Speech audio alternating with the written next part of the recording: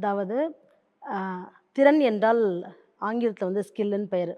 So திறன் இருந்தா மட்டும் தான் எல்லா தொழில்கள்லுமே முன்னேற முடியும். அது வந்து படிப்பு அப்படிங்கிற தொழிலா இருந்தாலும் சரி, உணவு தொழிலாக இருந்தாலும் சரி, நம்ம தொழில்னு சொல்லக்கூடிய ஆயிரக்கணக்கான தொழில்களுக்கு வந்து அஸ்திவாரம் பேஸே வந்து பார்த்தீங்கன்னா, ஸ்கில்லு தான். அப்ப அந்த ஸ்கில்ல என்ஹான்ஸ் பண்ணிட்டாலே, அவங்களால நெக்ஸ்ட்டு கட்டம் போக முடியும்.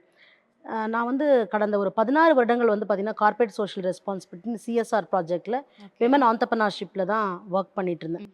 ஸோ, அதில நான் ஃபீல்ட் லெவல்ல நான் வந்து பார்க்கும்பொழுது, நான் என்ன பார்த்தேன்னா, எல்லாரும் ப்ராடக்ட் நாலேட்ஜ் இருக்குது.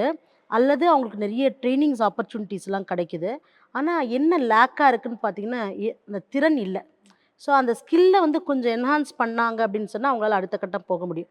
அப்போ what is skill? What is திறன் அப்படின்னு பார்க்கும்பொழுது, பிஸ்னஸ்ன்னு வரும்போது சேல்ஸ்ன்றது ஒரு திறன். மார்க்கெட்டிங்ன்றது ஒரு திறன். ஸோ, சேல்ஸ் அண்ட் மார்க்கெட்டிங்குள்ள நீங்க வந்து ப்ராடக்ட்ட வந்து பார்த்தீங்கன்னா, ஒரு டிசைன் பண்ணணும், ஒரு மேப்பிங் பண்ணணும், கஸ்டமருக்கு ஃப்ரெண்ட்லியா கொண்டு போணும் அப்படின்னாலே, ஒவ்வொரு ஆஸ்பெக்ட்லயுமே முக்கியமா ஒரு ஆண்டர்பனரா ஆகணும் அப்படின்னா, அவங்களுக்கு முக்கியமான திறன் நான் வந்து லிஸ்ட் அவுட் பண்ணியிருக்கிறது வந்து பார்த்தீங்கன்னா, ரைட்டிங் ஸ்கில்ஸ் ரொம்ப ரொம்ப முக்கியம். லிசனிங் ஸ்கில் ரொம்ப முக்கியம். அப்சர்வேஷன் ஸ்கில் ரொம்ப ரொம்ப முக்கியம். கம்யூனிகேஷன் ரொம்ப முக்கியம். இந்த 4 ஸ்கில்ஸ் இருந்தாலே அவங்க வந்து ஒரு ஆண்டர்பனர் ஆவறதுக்கான தகுதிய படுறாங்க. ஸோ, இப்ப இந்த 4 ஸ்கில் வந்து பார்த்தீங்கன்னா, இப்போ ஒரு ஃபார் எக்ஸாம்பிள் ஒரு ஃபுட் இண்டஸ்ட்ரியில இருக்கிறவங்களையோ, அது ஒரு டெக்ஸ்டைல்ல இருக்கவங்களோ பார்த்தீங்கன்னா இருக்கதில்ல. ஆனா யார்கிட்ட இருக்காங்களோ அவங்க சக்சஸ்ஃபுல் ஆண்டர்பனர் ஆகுறாங்க.